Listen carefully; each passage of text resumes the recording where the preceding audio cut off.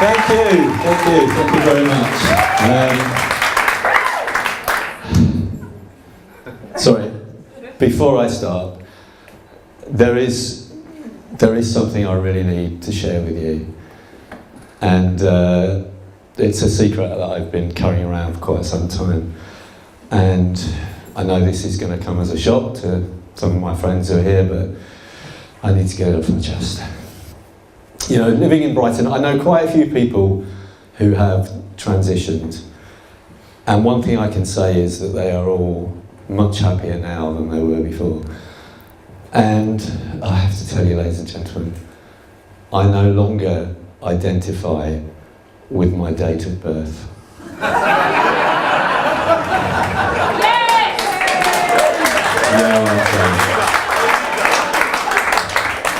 So I've had it changed by deed poll, and I'm 26 now, which is great. Because before I was 26, I was 54, and that was not great. You know, and people would say to me, Steve, mate, don't worry, 50s, they're your new 30s. These were people generally in their 30s, full of shits and giggles because they're the new teens or whatever they think they are. And I'd say, no, 50s are not your new 30s, and I will tell you why. I'll give you 3 reasons. First of all, when I was in my 30s, I was fascinated by the world and all the opportunities within it and all the things that I could do at just the time when I was mature enough to take advantage of them. In my 50s, it seems I'm mostly fascinated by the colour of my own wee. Ooh, looking good today. Oh, not so good. Back to bed. When I was in my 30s, ladies and gentlemen, I used to pride myself on doing 100 sit-ups before breakfast.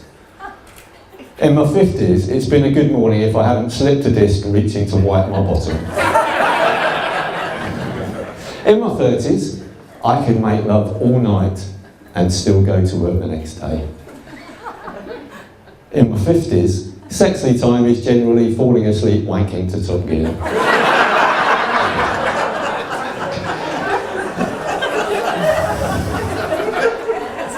Oh, that rich hammer. You know, when you're in your 50s, you suddenly realise that every time a celebrity dies, it's somebody that you've heard of. And we've had a few people die this recently, and I just want to pay tribute to one of my heroes, Stephen Hawking. An amazing man, fabulously intelligent, but more than that, an absolutely wonderful human being. And achieved so much with his life. And I'm not going to be one of those people who say he achieved so much despite, or he managed to overcome, blah, blah, blah, because I'm sorry, that's just this A-list. All I will say is, did anybody think about just switching him off and switching him on again? You know, what do we get to lose? Just saying.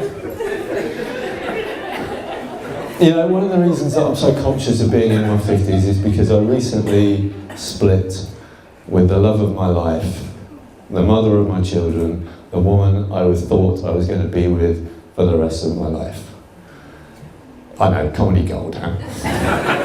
But suddenly being 54 matters.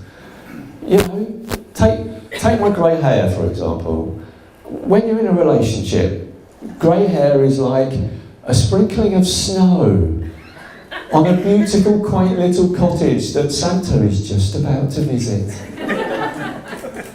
When you're single, it's like the dangerous build-up of snow on a condemned death trap that Santa will never visit again. I thought, I've got to do something about this. I know, I will dye my hair back to its original ash blonde. Yeah, doesn't work. My hair is now so white that all that happened was the white bits turned yellow. So then I did look like a house that Santa had just visited, but only so Rudolph and his friends would have somewhere to take a piss. There's a lot of things I miss about being in a relationship. Cooking together. I love that, cooking for the children. You know, now I'm just cooking for me and I'll get home from work and it's like, what the hell am I going to do for this miserable sod tonight? And the whole world of food has changed, hasn't it? You know, everybody's going vegan now. Everybody's into veganism. And there's all this food on the market, quinoa. Bloody quinoa, I never heard of quinoa 2 years ago. Quinoa, or quinoa, as some people call it. You know, quinoa, quinoa, I don't know what you say, I know what I say. I say, I don't give a toss. I'm not putting that crap into my body. Because, I'm sorry, like, my body is not a temple, my body is a corner shop.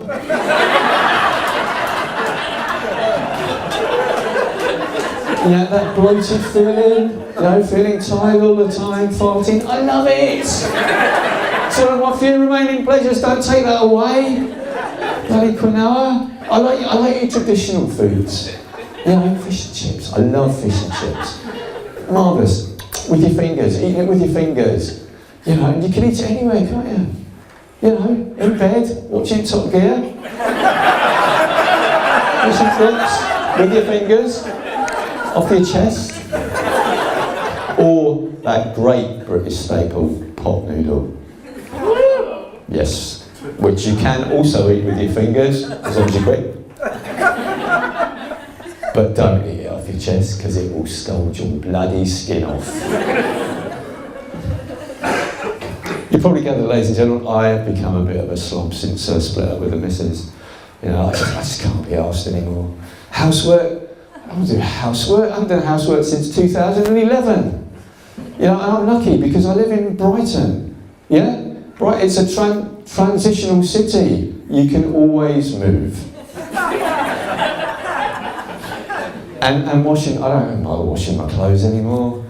You know, I don't know about you, I can't afford a washing machine. And at 54, I'm not lugging a big bag of rancid clothing down to the laundrette once a week. But again, Brighton to the rescue. Charity shops, there's hundreds of them. They are amazing places. You go to any charity shop at about 2 in the morning, there's clothes just strewn around the doorway, you can just pick what you like, you're bound to find something in your size. And they do an exchange, you just tip your own rancid clothing in replacement and walk away. It's amazing. Ladies and gentlemen, you've been fantastic, thank you so much for coming. My name's Coulson, enjoy your evening. Hi Steve. Hello. How are you getting on? Oh, great. How are you feeling? Oh, I loved it. I'm just feeling on a high.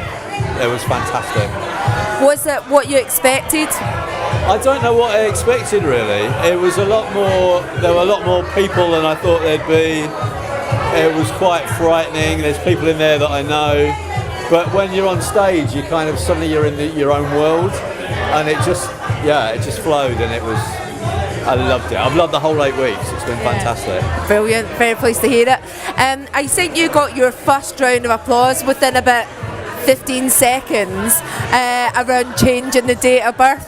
Yeah. Did you expect it for that joke to have as much an impact? Yeah, that was the first line I knew was going to get a laugh. Yeah, I didn't know how big, but yeah. And what had brought you on to Comedy Course originally? It was something I wanted to do for years.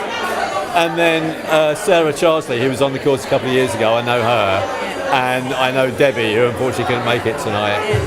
And Sarah knows Debbie as well, and she kind of persuaded us to do it. And because there were two of us, I think we kept taking each other on.